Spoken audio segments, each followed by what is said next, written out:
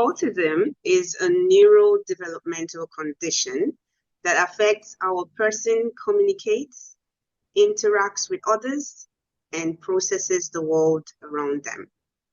Someone who is autistic may find it challenging to connect socially, express themselves, or handle certain sensory experiences like loud sounds or bright lights. Others may have remarkable strengths such as deep focus, creativity, or problem-solving abilities. And that is why autism is called a spectrum, because it looks different for each person. Some need extra support, while others may be quite independent. For mothers raising an autistic child, they often begin with an instinct, like something feels different about their child's development. However, the road to diagnosis is often met with skepticism, misinformation, and emotional hurdles. Today on our podcast, we will be hearing directly from a mom who has been on this journey and willing to share experience with the hope that she can raise awareness and advocate for a faster intervention to support children on the autism spectrum. Today's podcast should keep you glued to your seats, so don't go away. Stay tuned.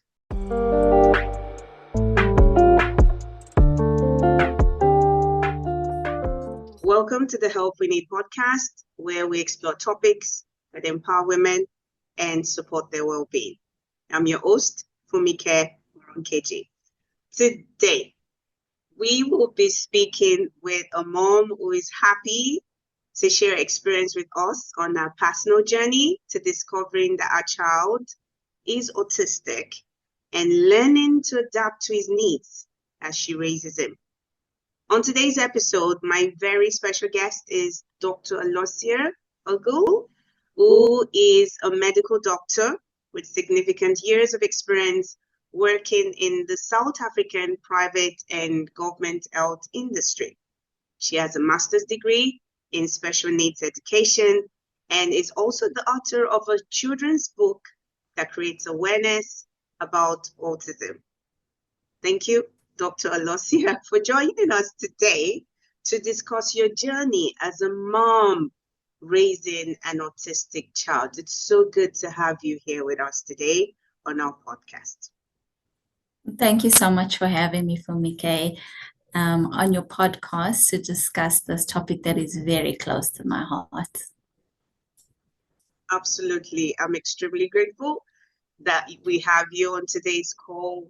This is such a sensitive, important topic that women with autistic children, especially women with autistic children, are struggling with, they're often quiet about.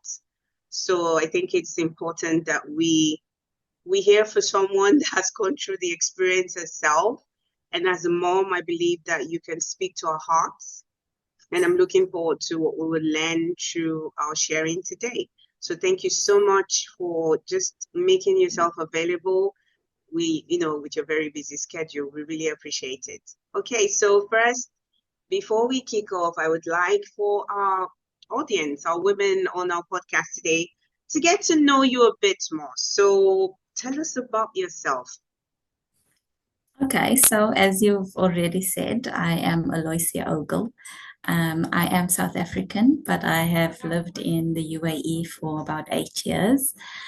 I've just recently moved back home for a few reasons, but I'm a mother, I'm a wife, I'm a daughter, a grandchild. And the reason why I list these things is because I play an active role in all of those titles. I also enjoy speaking to communities about special needs and particularly autism, because it's become one of my passions to educate others about something that they might not know about, and also just to help children who don't have the opportunity to have parents or community around them like my child does. Amazing. Thank you once again. We're happy to have you here. So let's kick off, and I'm just going to go straight to it in a sense, and just wondering if you could share with us, when did you observe that your son had some developmental issues, and what steps did you take to get a diagnosis? I think for me, it was a bit of a challenge to get to that point of diagnosis because there was just so much happening. And because my son didn't fit into a box of a particular diagnosis that I knew of or had learned about, even in my career, I didn't think there was anything wrong because I just assumed he was a kid who would grow out some of the red flags, I would say. But throughout his early years, there were always people like dropping ideas in my mind, like, oh, this is unusual, or should he be doing that? And why is he behaving like this? And even though they said I would just brush it off because I didn't think there was anything wrong. And so it was only an accumulative effort of all these little moments where one day I was just like, maybe there is something wrong. And interestingly, I wasn't even with him in the moment. It was just, I was busy at work doing something, and it just dawned on me, oh my gosh, I think there's something wrong now. So it was just a sudden idea, and it was a difficult time. I was pregnant with my second child. I was working long hours and studying, and then taking care of my special needs son, who I didn't know had special needs. So it took me some time to even get to the first step of looking for help. And so I needed to be in the right place to say, okay, I have the time and I have the energy to pursue what the issue is. And so that took me another year from the moment I had the realization, only because I had a complicated pregnancy. I decided to leave work. I moved country, and there's, life happens in between the crisis of having a special needs child. And so a lot of people don't realize that there's still life outside of that. And so it was only when I was looking for a more structured education for him now. So he's about 4 years old. He needs to go into preschool education. And that's where the biggest signs came at us. He had regressed in his communication skills. He wasn't speaking as he should for his age. And all the small things I thought he would have outgrown by that stage, he still had. And so it was a very clear thing that we needed to investigate and find out what the issue was. And again, he still didn't fit into a classification that I had learned about. And the reason being is that in the time that I'd had him and he was in his early years, the whole classification for autism had changed. And so I wasn't aware of it because it wasn't a profession, or at least a professional stream that I had followed. And so I wasn't up to date with new classifications, new diagnoses, and that. And then, even with that, seeking for help became a challenge because all the professionals who had studied in the time I studied knew classifications and diagnoses that I knew. And so, even they would say, oh, no, mom, you're just being overcautious, or there's nothing wrong with your son. And why are you saying that? Because he didn't display behaviors that they had studied. And so it was more the newer professionals, or the ones who'd kept up to date with classifications, who said, no, according to the newer guidelines, yes, he is on the spectrum of autism. And even that took me a time to accept because, I was still holding on to the hope that the professionals that said there was nothing wrong were right, and that it was just a matter of time, that we should wait it out and just give him the correct help and interventions to overcome those challenges he was displaying. And it was only when I decided to come home for a holiday and get counsel from my peers that I knew and trusted, that every one of them said, yes, yes, yes, this is what you're dealing with. And so I was forced to confront my own insecurities and my own prejudices and say, okay, now I have to do something. And then it was a good year and a half where I needed to now start relearning things that I thought I knew, and also learning new things, because even coming from the medical field, the field of psychology and education is completely different. So, yes, I had a diagnosis scientifically. Yes, I had the criteria to meet for my son to meet that diagnosis. But when it came to learning about terminology and how it affects us every day and in his education, completely new field for me. I had no idea. I didn't know what things meant when teachers and psychologists spoke to me. I was drowning, to say the least. But it took me time to get au fait with these things so that I could understand the professionals who were dealing with my kid every day, and so that I could equip my own self to be able to communicate with them effectively so that we could do the best for him. And so early on, we were very privileged to have the resources and the means to access interventions that were available to us at the time, which is not something that most people have. And despite that privilege, we were able to accomplish a lot in our child's development and to get him where he is today, which is a big, vast difference from where he started off. And so we managed to find a school that was inclusive at the time, which was very hard to do. And the school itself had programs in place for children with different needs. And they used to focus on autism because the program that they had in the institute was designed by a mother with a child with autism. And so they had many professionals to support with their needs, excuse me. Sorry.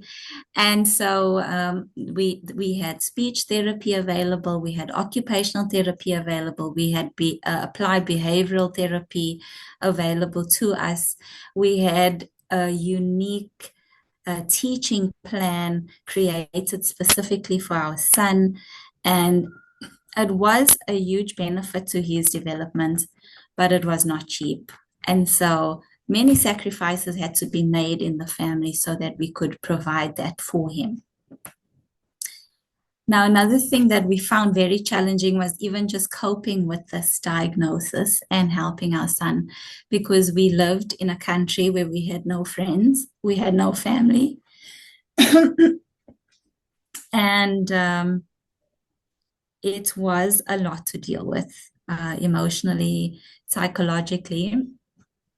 And I think, God in his providence brought people alongside us who were either going through the same thing, who were looking for things. And so we could create that own community for ourselves where we could support each other, talk about strategies between each other, develop each other. I remember when we found out about our son in our building, we managed to find friends who had kids the same age. And as soon as we had gotten our diagnosis, two of their kids who were twins were also getting their diagnosis. And so it was such a blessing to have each other because, we were understanding each other at the same time, and we were going through the different stages of parenting special needs children, parallel to one another. So we could support each other in that way. And it was a gift at the time. And so it was just nice to have that created for us, and then also being open to educators and allied health service providers helped to create a support network for us, because we then could just work together and relieve burdens on each side, because there's things I would know about my son that a teacher would need to know to engage with him on a deeper level. And so things like that were unfolding before our eyes. Again, it was not easy. I can speak about it like this now, with a smile and, just remember it and appreciate the benefit that came out of it. But it was long and it was difficult and it was challenging. And so it's only in a collaborative environment that you can create opportunities for learning for your child. And so this is how his education was developed, by speaking to his speech therapist, speaking to his occupational therapist, speaking to his behavioral analyst, where we could share ideas. They could help me with challenges I was having at home. I could give them insights into things they could do at school. And this is what benefited him the most. And so, over time, obviously things change and needs change and challenges change. And so at this point in time, we're currently going through a big transition with moving country and resettling back into our home. I think looking forward into the future, it's just about being present in the moment and being able to deal with challenges now as I encounter them. Because, I, in my community now, which has grown immensely since we had a diagnosis,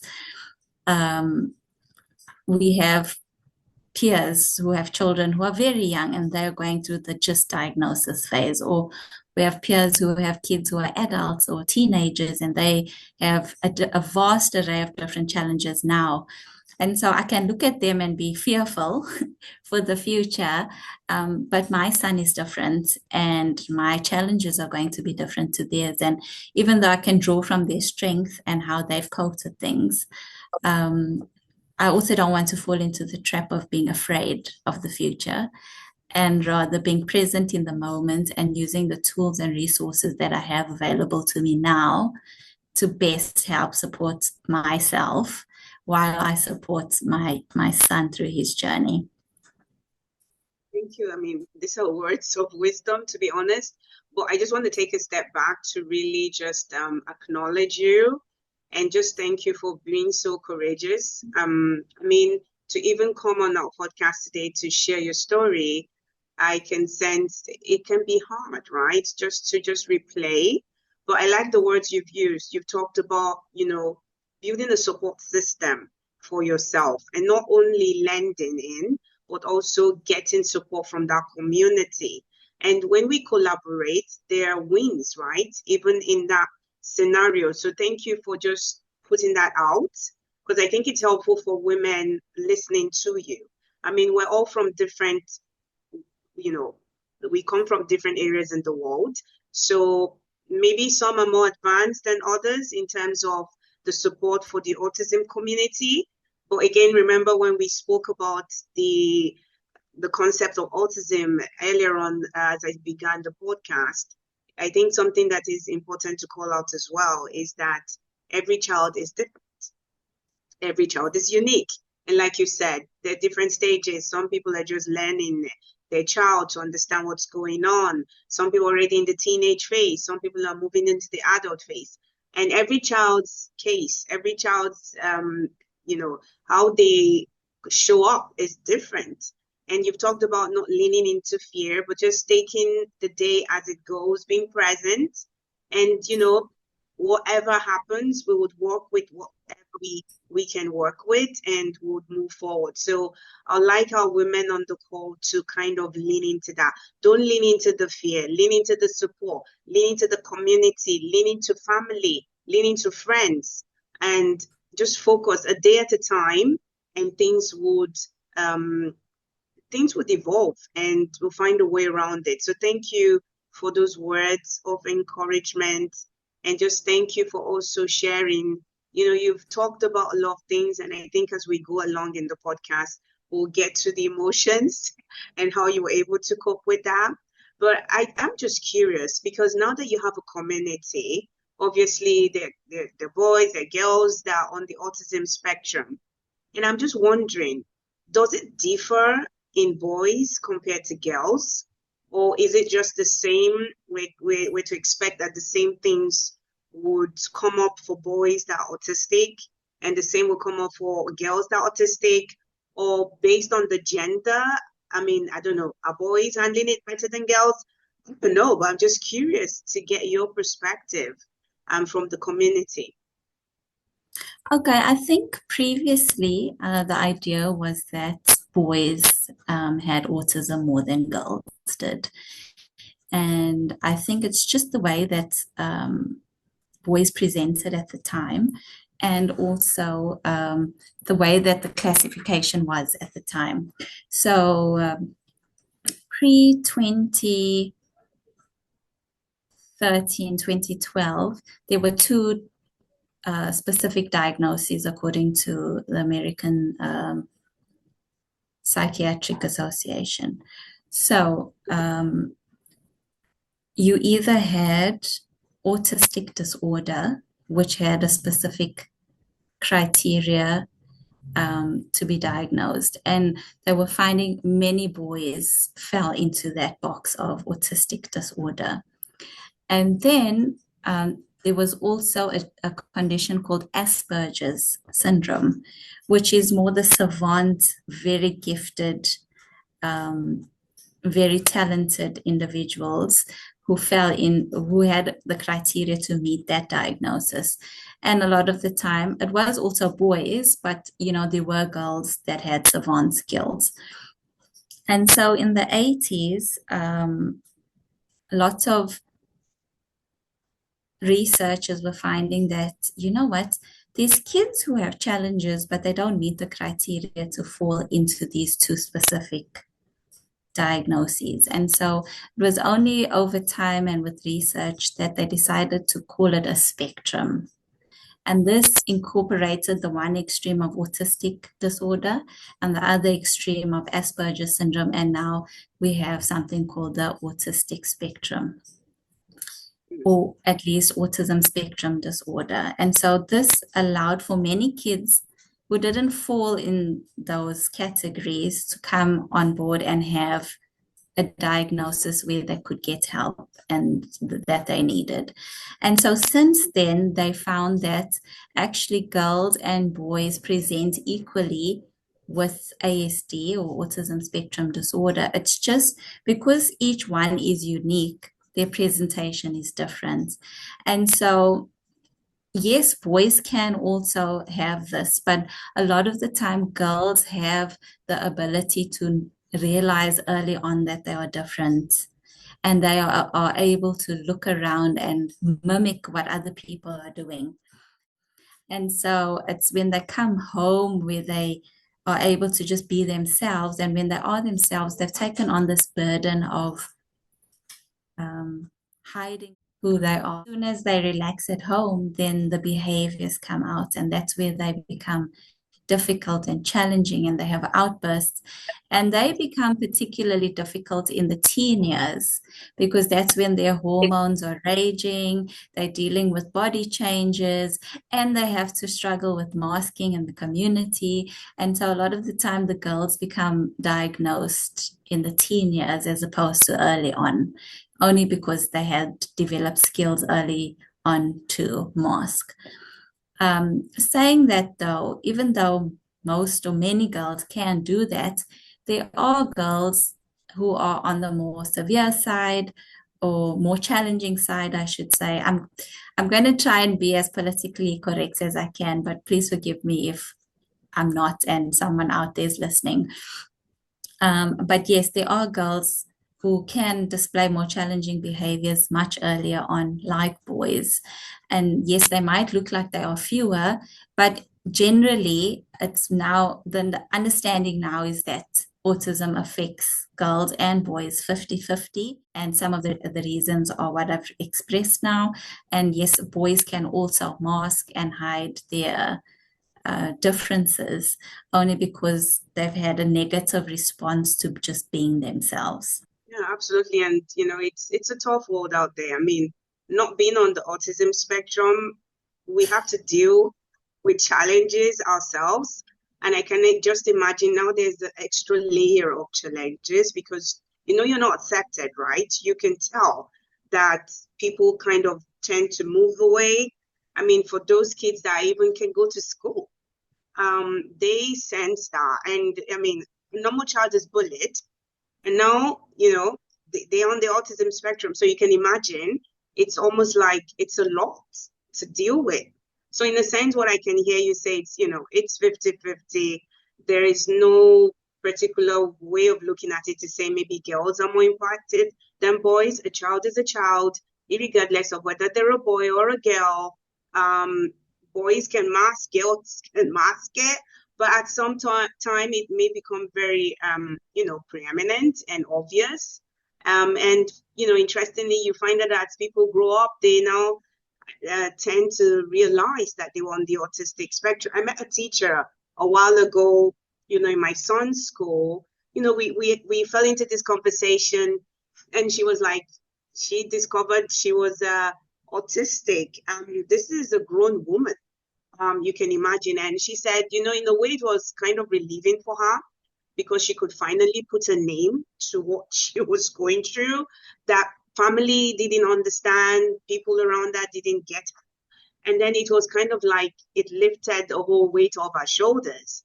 And more or less, she was just trying to manage it now that she knew. And it kind of validated her in a way to kind of feel like she was not crazy, and there was something going on, right? And she was just, her makeup was different.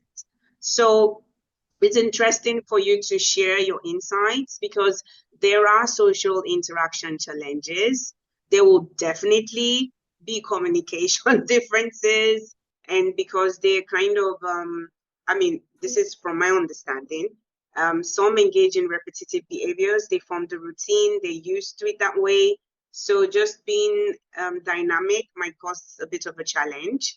And you know how kids behave, right? Because they tend to notice. So a lot of the things you've said, obviously, are very reflective of, I would say, the symptoms, but you can correct me in terms of, being sensory sensitive, being noise sensitive, light sensitive. And these things, it's a lot of, it's stressful. And I'm just thinking in terms of how would you define autism, in that sense, in terms of your interaction with the community, how would you define it for women in terms of how should they see it, and how should they perceive it and take it in for themselves? Okay, so I'll answer this in two parts. The first is how do you identify it? And the second is how do you accept it or deal with it for yourself? I think firstly, we shouldn't listen to what I'm about to say and become diagnosers and go around saying, oh, this person has autism, this person has autism. No, I think the information I'm about to share is more for you to become aware and alert so that you can prepare yourself to deal with that person. Because being a member of the general public, myself included, we don't have the expertise to say you have autism. And so it's more for us to say, okay, this person might be different to me. How can I be a bit more sensitive or how can I be a bit more accepting? So there's different ways of looking at it. America diagnoses it slightly different to Europe, but they are more or less overlapping and have the same criteria. So one will have three broad characteristics or criteria, like you mentioned, and those three will be social, will be repetitive behaviors, and will be sensory.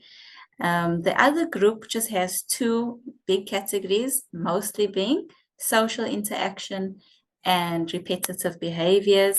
And then the sensory aspect is like associated with it. So even though I've given you these big headings, how a person behaves might not be something that will make you think, oh, maybe this person has autism. And so if we look at the social interactions, there's a huge range, again, a spectrum.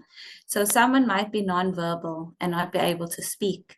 And so you'll meet someone at the shopping center or a park who's a 30-year-old, and you start chatting to them, assuming that they're able to speak, and they just look at you. And then you get upset or angry and you think, oh, how rude. But you don't know that this person is nonverbal.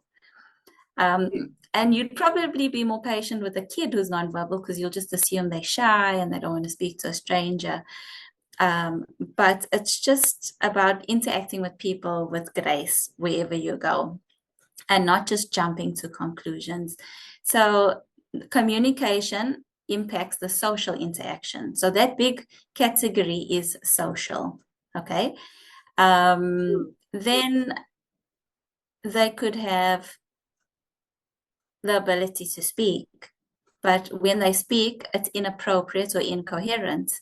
So they'll say sentences and words that mean nothing to you, but it might be something that they're imitating from a movie that they watched or a conversation they overheard. And so that is inappropriate communication. Or they might be able to like hold a good conversation, but the statement that they make or the way that they come across is inappropriate to you. So for instance, they're in a serious setup, a serious meeting, and then they just start laughing for no reason, and that's inappropriate.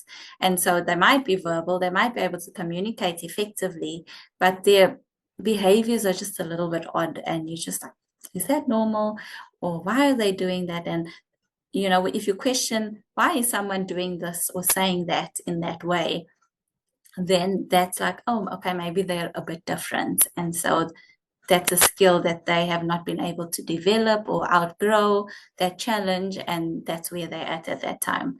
So this is communication, and it can vary, it's vast. Now, just because someone's nonverbal doesn't mean they have autism. They could have a hearing disability, and so they've never learned how to hear words and replicate those words. And so again, I don't want us to go around and see behaviors and say this person has autism, because you're not in a position to do that.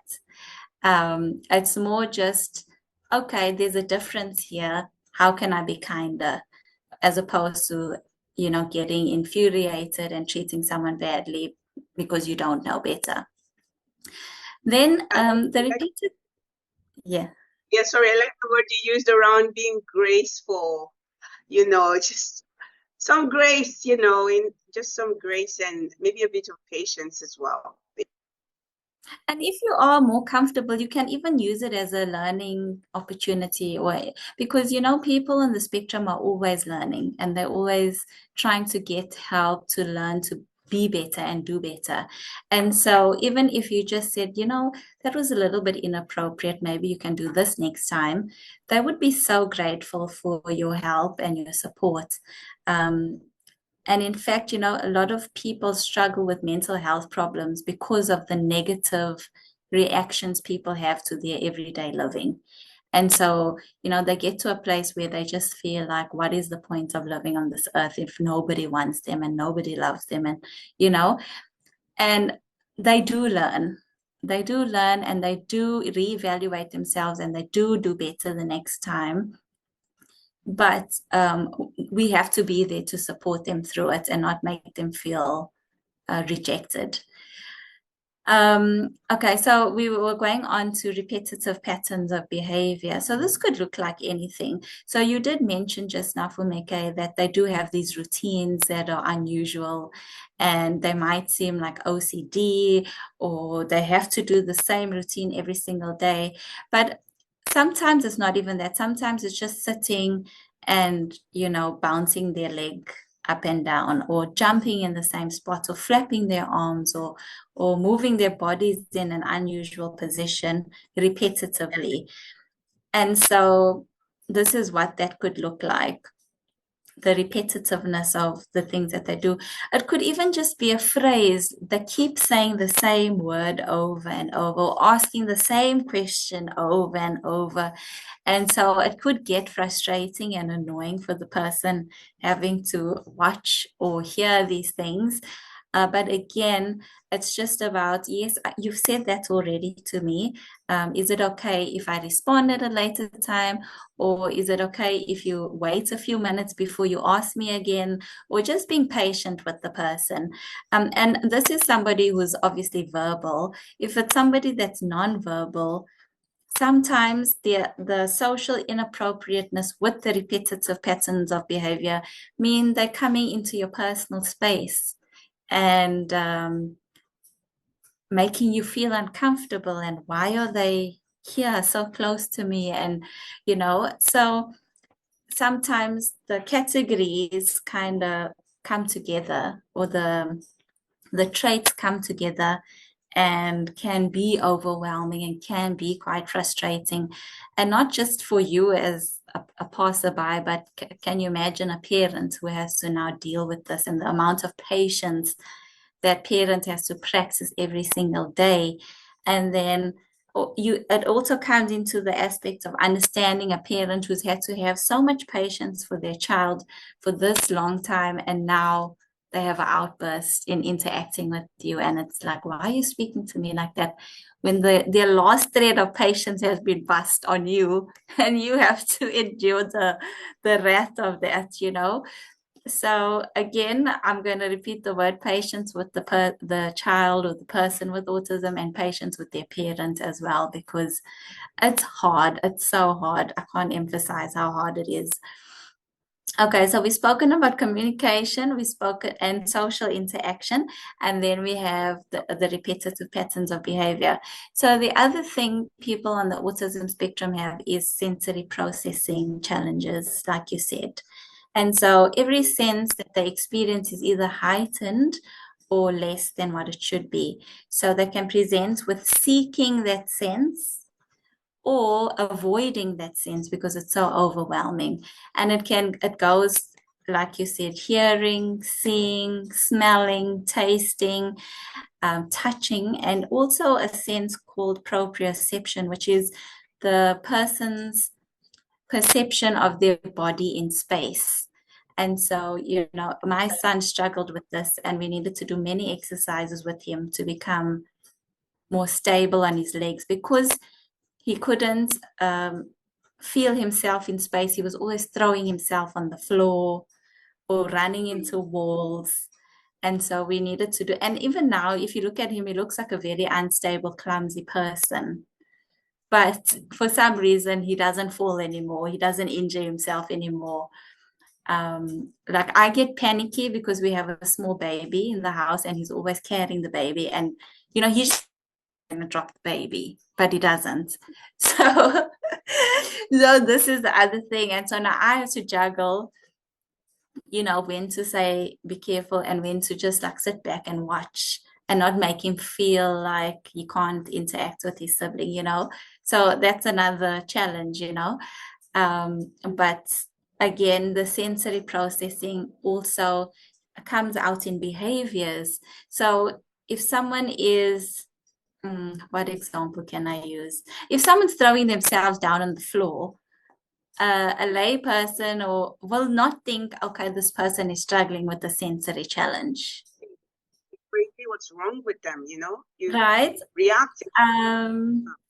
Another thing is, I spoke to a group of teachers this week about autism, and one of the teachers was expressing to me that she has a child in a class. The child is verbal. The child can communicate to her that she needs to go to the toilet, but the child still chooses to pee and wet themselves.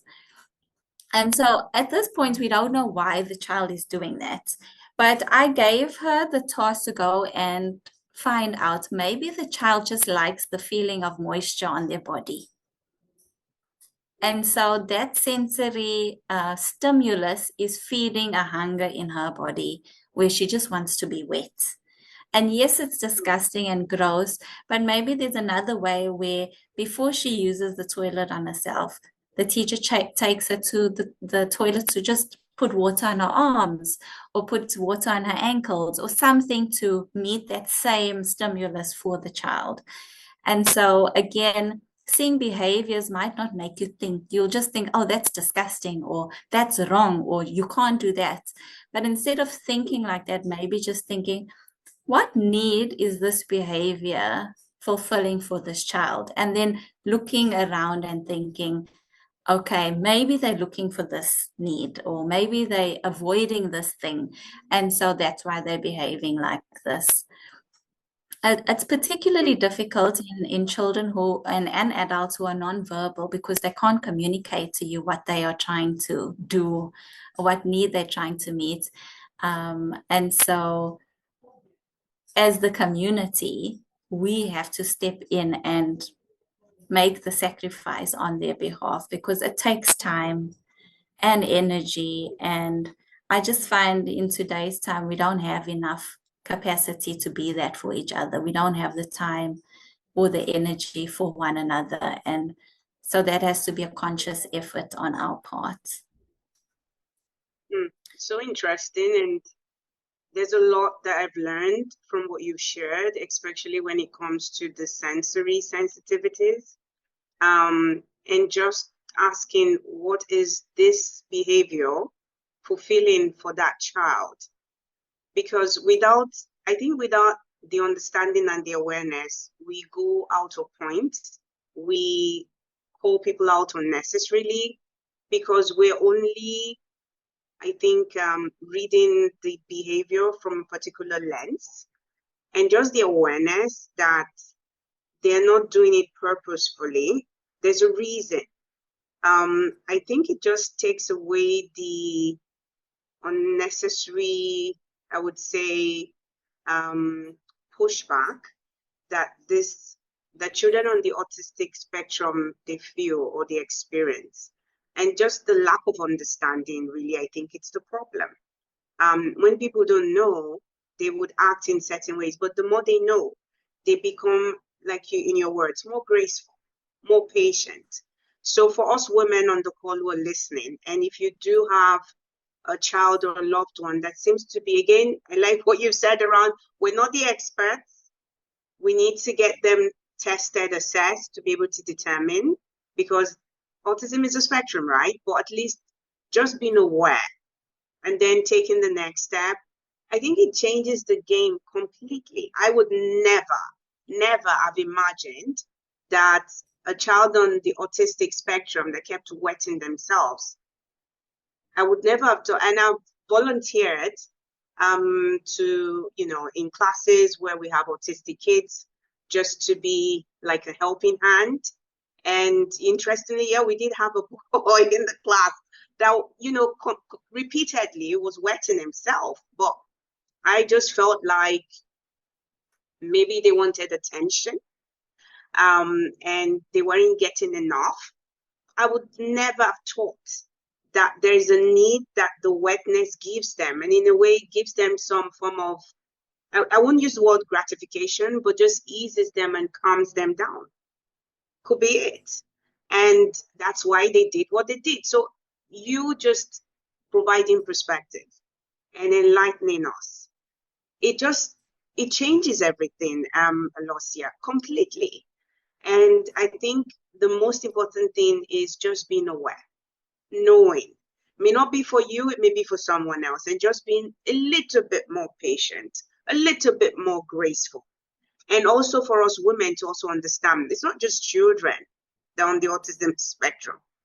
Children that are growing into adults that have been children, people like us. And it's just so huge, the insights you provided. And just from your experience, I like the fact that you've constantly talked about community. From that community, you get to learn. You get to hear insights, get examples, experience. People can kind of say, maybe it's this because this happened to my son or my daughter, and people get to support one another. So absolutely amazing. Thank you so much for sharing. I'm going to move on a bit because everything you're sharing, Aloysia, as much as it's been so enlightening and helpful, we're looking at it from your lens as a mom. And I can imagine this is heavy, this is emotional. And the psychological toll, it's obviously something I want us to talk about a bit. And my question really is, how have you been able to handle just the emotional psychological effect of learning that your son is autistic? How have you been able to cope? And this might be helpful for some of the women listening in as well who already know, or people that would later find out. But it's just from your lens, what have you been doing? How have you been able to get it together? Because you look like you've got it together. It's just helpful to hear from you and just learn a bit to see how are you managing? What are you doing? Mm. Okay, so I think it's hard, and I think it's hard for anyone, really, any parents with any special needs child. It's challenging. And so I've had the privilege of working with different organizations and companies that have allowed me to just analyze myself and also help others in the process. And I have to say that the one thing that I realized through my journey is that, parents to children with special needs go through the grief process. And it was only when I realized that I kind of had freedom from my emotional and psychological burden. And so it kind of helped me firstly deal, but also understand what I was going through and what others are going through, and also be patient with myself when I'm going through those phases. Because the thing with grief is that it's not like you graduate from phase to phase. You're hopping between phases, and it's not like something that ever leaves you, because grief is such that there's a loss that you've experienced and you can't get that thing back. And so you go through the guilt and the denial because you just don't know why this has happened and you think it's your fault. And then the bargaining, bargaining with God, like, God, if you just take this away from me, this is what I'm going to do. And then if you just like get so angry and you want to blame everybody, and then you're into the depressed mode. You're just absolutely sad. I've been through like 2 good proper episodes of depression on this journey. And finally you just accept and then you move on. And in my grief cycle, I've added an extra phase of advocacy, because then once you've gotten to the place of acceptance, you've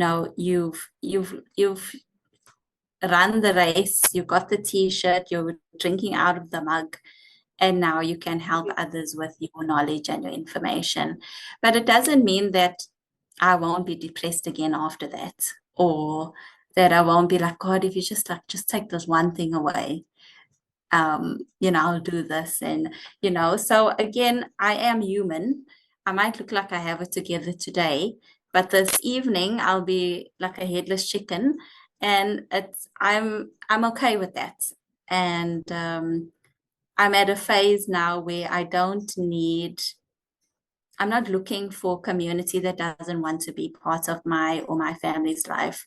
I'm happy to have whoever wants to come alongside me, who wants to grow with me, who wants to be a positive influence in our lives, that we can do this thing together. And when I'm down, that there'll be someone to come help me and pick me up, and I can afford the same for someone else when they're going through their different phases. But I must say, having a child on the spectrum has really grown me as a person. He has been a huge gift for me personally, because he's taught me so much about myself, about the world, about God. And I wouldn't be where I am today without him, for sure. I would have been a complete mess because I would have destroyed myself. And he gave me the opportunity to grow in ways that I wouldn't otherwise have. And so, even though it's hard, it is very hard. I'm not going to take away from how hard it has been. But I'm so grateful for what I have been able to accomplish even and learn through this process of having a child on the spectrum.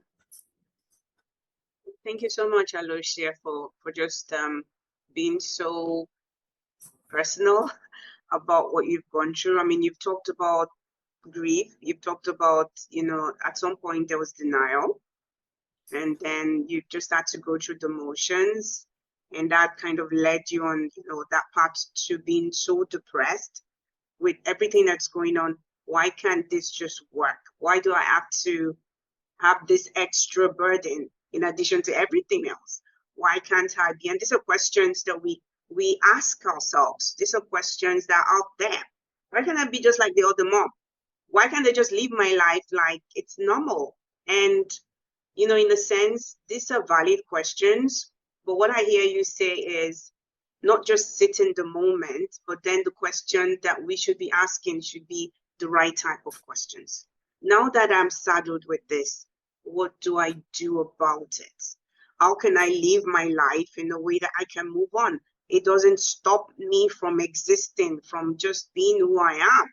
And the responsibilities of managing the child, who can support me. I like the word you used in terms of you've come to a point where if no one wants to be part of your family, it's okay.